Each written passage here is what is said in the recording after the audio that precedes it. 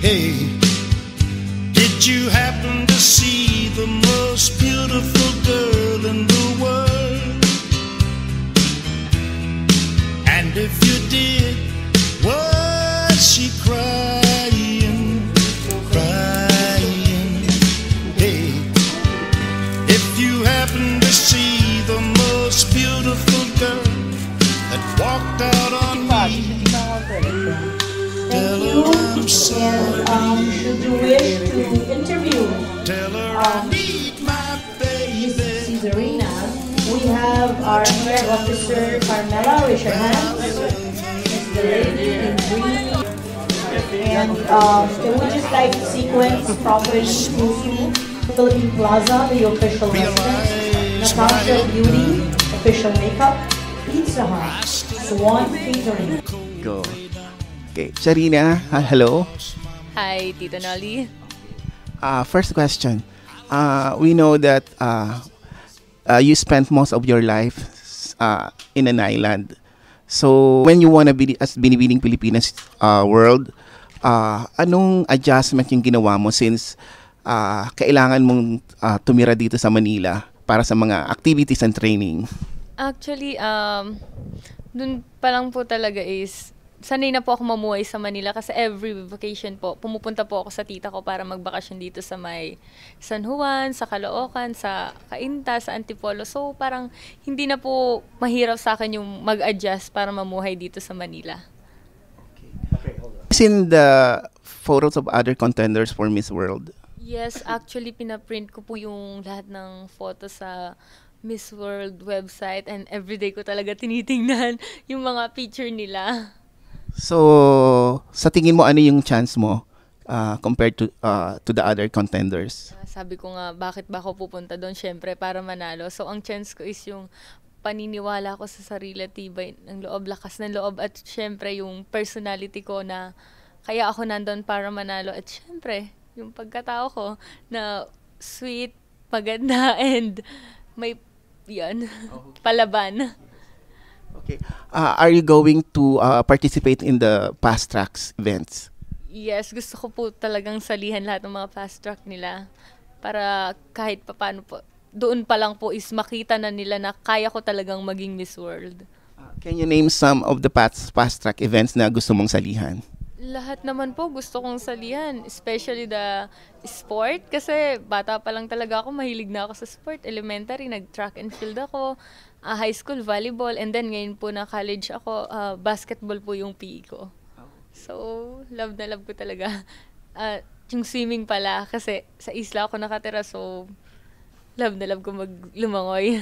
Okay. So, may nagtanong nga kanina, no? So, na-try mo na ba raw bahal lang yung island to the, sa nearest, Hindi po kasi 30 minutes po yung biyahe and demotor pa yung bangka. So, kung lalanguin ko yun, baka 3 araw bago ko marating yun and hindi na sunog na ako noon dahil sa araw.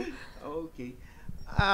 With regards dun sa recent hostage incident na nangyari dito sa Manila, so hindi ka ba nag-worry na maka-affect yun sa competition mo? Actually, malungkot po ako sa nangyari and wala naman po sa atin na ginustong mangyari yon. Kahit naman po sa ang mundo, wala pong gustong mangyari ang ganung bagay. So, I hope na sana po yung relasyon natin, ng bansa natin at ng China ay hindi maapektuhan at lalo pa pong maging maganda yung relasyon natin sa bansang China. Dahil alam naman po natin, di ba, na maganda po yung relasyon natin between China. If you will move on to the finals, kunwari, natawag ka na as sa top 5. Kunwari may top 5, ano? Tapos dumating yung question and answer portion. Are you going to answer in English or kailangan mo ng interpreter? No, I can answer in English because I can. Kaya ko naman pong sagutin ng English yung katanungan nila.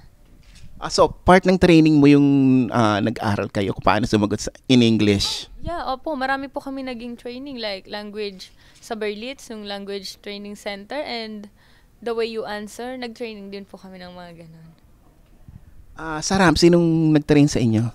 Madami po yung mga past beauty queen, and si Venus na Miss Universe Sport runner-up.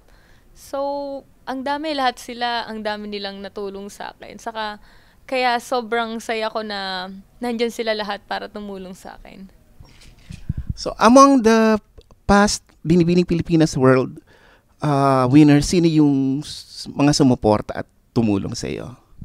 Actually, sila Mafay, si Carla, si Marian, si Danny, and lahat. Kahit sila Miss Jennifer, si Lapachot, lahat po sila nakasuporta.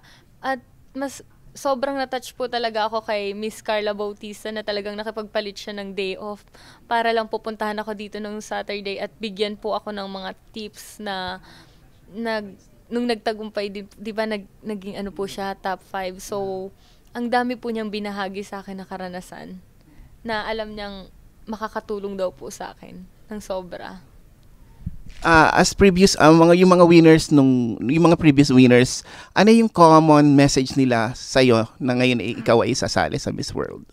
Sabi lang nila, just be yourself and lakasan mo lang talaga yung loob mo and stay positive. So, right now, sa tingin mo, ano yung magiging winning factor mo? Halimbawa, ikaw yung manalong Miss World.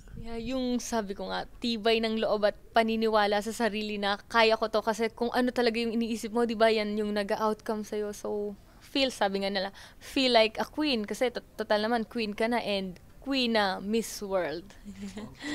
Finally, your message to all your supporters and fans. Sobrang nagpapasalamat po ako sa mga supporters ko and ngayon po na sasali po ulit ako ng pageant, nawa po ipagpatuloy niyo po ang pagsuporta at pagdarasal po sa akin na sana po ay magtagumpay muli ako sa aking paglahok doon at gagawin ko po ang lahat ng aking makakaya para hindi lamang sa aking tagumpay kundi sa tagumpay nating lahat. Thank you po. Thank you very much.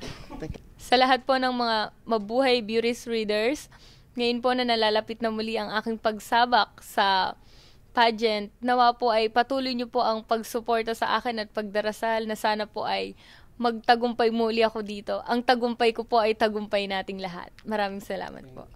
Salamat. Well done. Well said. Okay.